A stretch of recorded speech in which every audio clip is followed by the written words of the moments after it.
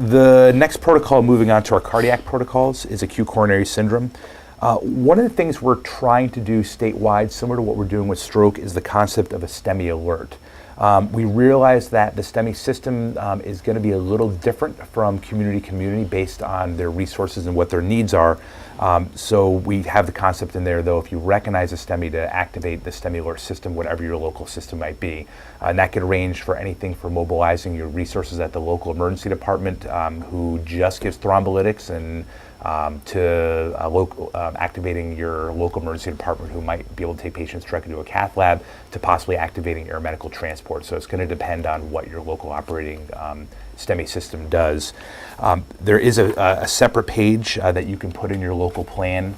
In this protocol, there's an intentionally left blank page for services to be able to do that.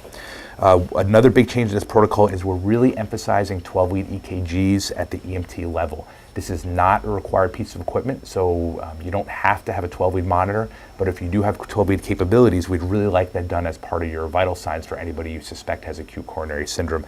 And we're looking at a goal within 10 minutes upon arrival. That's similar to the goal that emergency departments use, because the earlier we can identify that a patient has a STEMI, the earlier we can activate that system. So real important, assessing a patient. If you have a 12-lead monitor, put the device on, and if you identify a STEMI, now at the EMT level, we can't interpret EKGs, but we can interpret the readout. And if the readout says acute MI suspected and you have a clean tracing on it, that could be a mechanism to activate your STEMI plan. Mm-hmm. I think with the 12-lead EKGs, it's not required equipment at the EMT level. Correct. At correct. the paramedic level it is, just to clarify that. Yeah. And keep in mind, oxygen is not necessarily essential for every patient with chest discomfort. Administer only in the setting of hypoxia, less than 94%, if they are short of breath or if they have any signs or symptoms of congestive heart failure.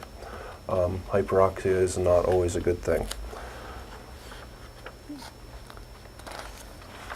Outside of that, the red flag box in there about our nitrates. You know, and I think that probably warrants some further discussion too. Everybody knows Viagra, Cialis, etc., but there's some other medications in the phosphodiesterase inhibitor category that are used to treat pulmonary hypertension, that some of which are used on a continuous infusion. So if you see somebody on something like Revatio is one of them, let's see, what are the other ones? Flolan is another one that's typically used. If you see somebody on those things, definitely do not combine them with nitrates as well. And along that line with the nitrates, the other kind of bullet there under our cautionary flag, if you're using nitrates, they're not contraindicated for inferior wall MI, where you suspect right ventricular involvement, but just use them with extreme caution. Some practitioners choose not to give nitrates at all if they have an inferior wall pattern. Some practitioners use it with caution. So you don't need to give the nitro if you're concerned about the patient as an inferior wall MI, but just be very cautious about giving them. These patients often need volume replacement, so they need fluid to increase their preload instead of nitrates. And just as another point of clarification, as an advanced EMT, you must establish an IV prior to administering nitrates in case the patient becomes hypotensive. What's next? Bradycardia? Bradycardia. We did not have any changes there. American Heart hasn't come out with any new guidelines. Okay. Made any updates? So next is cardiac arrest. No major changes to this. One of the things we did do is emphasize the use of using quantitative waveform capnography. It's listed in the protocol at the EMT level. Again, it's not a required piece of equipment at the advanced or the advanced EMT or the EMT level. It's going to be required for paramedics, I believe, in this year, correct, 2013. Right. But to really, at the EMT level, you can use the device because it can guide your CPR quality and to assess for signs of a return of spontaneous circulation. We've also had the link to a post-resuscitative care protocol that can be used if patients do have return of spontaneous circulation. And the big thing in this protocol, I really think, are the pearls. We've learned there's been a lot of improvements in cardiac arrest care and knowledge over the last several years. And what we're really learning on is early CPR and early defibrillation are really the only thing that makes a substantial difference in cardiac arrest care. So we want our providers to really minimize those interruptions in chest compressions. So think about if you're moving patients, you should really, if you can, work the patient where they are. Switch those compressors at least every 2 minutes. You can do it less if you have compressor fatigue, but at least every 2 minutes switch those compressions, and perform what we call sort of hands-on defibrillation. And what this means is when you defibrillate a patient, if you determine that the AED is going to defibrillate or you're going to use manual defibrillation, while that machine is charging, keep on compressing. So use the compressions to its charging. The machine charges up, clear. You take your hands off of the patient's chest, shock, and go right back to doing chest compression. So you want to really minimize those interruptions. And really be very vigilant about not hyperventilating these patients. If you hyperventilate a patient in cardiac arrest, whether they have a supraglottic airway such as a King 2 place or they're endotracheal intubated, you can cause increased intrathoracic pressure, which decreases venous return into the heart, and that'll cause decreasing blood pressure, perfusing both the brain and the coronary arteries. So really be vigilant about 8 to 10 breaths a minute, just enough volume to get a good chest rise. And that's pretty much basic care for cardiac arrest is really what makes the difference. You can delay airway management. Patients do not need to be intubated. A supraglottic airway is okay as well. If you do intubate, minimal interruptions, one attempt of less than 10 seconds. You took everything that I was going to say. And cardiac arrest pediatric, again, similar to what we talked about for some of the adult pearls. And remember, our pediatric patients are really going to be focused on your airway and breathing for the cause of it. So often some good BVM ventilation. Think about a primary respiratory problem as causing the cardiac arrest. Other than that, there are no real changes to this protocol. Congestive heart failure is up next. The next protocol is congestive heart failure. The only major change with this protocol is the removal of diuretics such as Lasix or Bumex. The studies have really shown that it's kind of hard some of these patients are not going to be fluid overloaded. So diuretics, if they have renal insufficiency, can actually harm them a little more. Some of these patients may be dehydrated. We also have patients with other diagnoses that we suspect may be CHF and turn out having pneumonia. They're used less frequently now in the emergency department setting as well. Often we're getting a chest x-ray and lab work before we make the determination to give a diuretic. And a lot of this is also thankful to the expanded use of CPAP. Really the acute treatment for CHF exacerbation is CPAP and nitrates. Great treatments, has done wonders for patients, reducing the need for intubation. So we've removed diuretics from this protocol.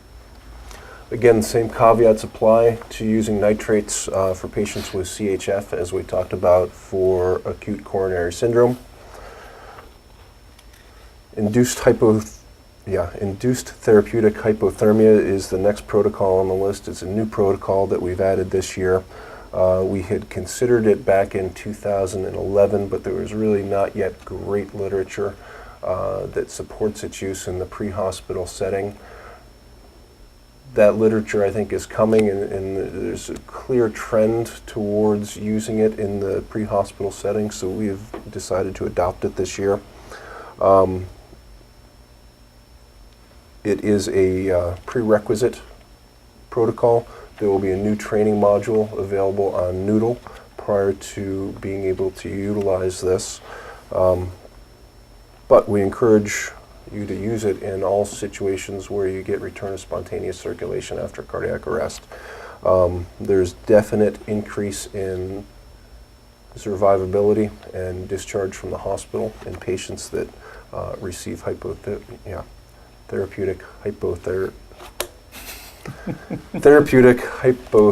Can you say it again? No.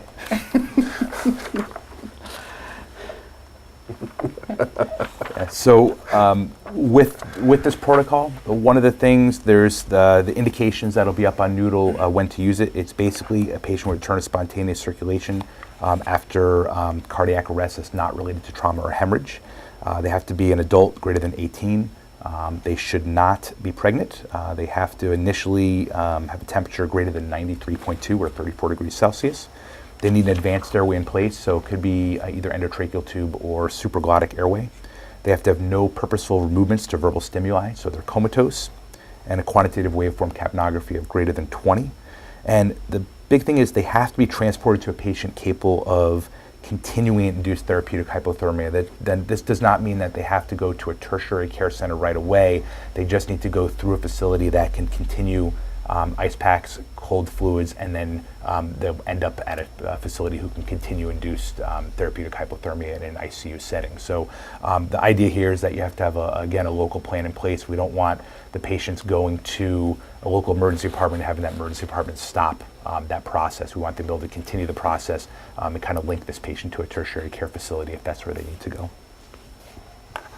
The post-resuscitative care protocol is new. We had moved it out of cardiac arrest and created a new protocol from it. In this protocol, we talk about using induced therapeutic hypothermia, as well as fluid management and use of pressors. There's one thing to keep in mind: after the patient has been resuscitated, typically they've received multiple doses of epinephrine, they've been defibrillated. Your subsequent EKG is going to look very scary typically, but as long as the patient's doing okay, post-resuscitative arrhythmias tend to resolve. I would not advise treating tachycardia unless they're hypotensive from it. Wait it out, because tachycardia is likely from the epinephrine that you gave earlier, and just wait it out as long as their blood pressure is doing okay. Definitely not a time to slow them down. What I would add to that a little bit with arrhythmia, I think Tom was referring more to the tachycardia. So if you're still getting ventricular arrhythmias, so runs of ventricular tachycardia, treat those appropriately, as that could be the cause of the cardiac arrest. Yeah. Also with these protocols, both induced therapeutic hypothermia and their post-resuscitative care, think of your 12-lead EKGs. When the dust settles and you've gotten this patient everything you need to do in terms of your access and your medications and your airways, think 12-lead EKG early, because a lot of these patients may have a STEMI, and that can activate the STEMI system as well. Okay. All right. Tachycardia. The only change in this protocol is that we have placed an upper limit maximum dose on diltiazem for the setting of narrow complex tachycardia. The AHA guidelines state, I think, 0.25 milligrams per kilogram IV, but there's no upper limit on that dose. We, however, have found multiple instances where people have been bolused with really extraordinarily large doses of diltiazem and become hypotensive from it. So we thought that caution was probably the better part of valor here, and instituted a 20 milligram maximum dose for a bolus.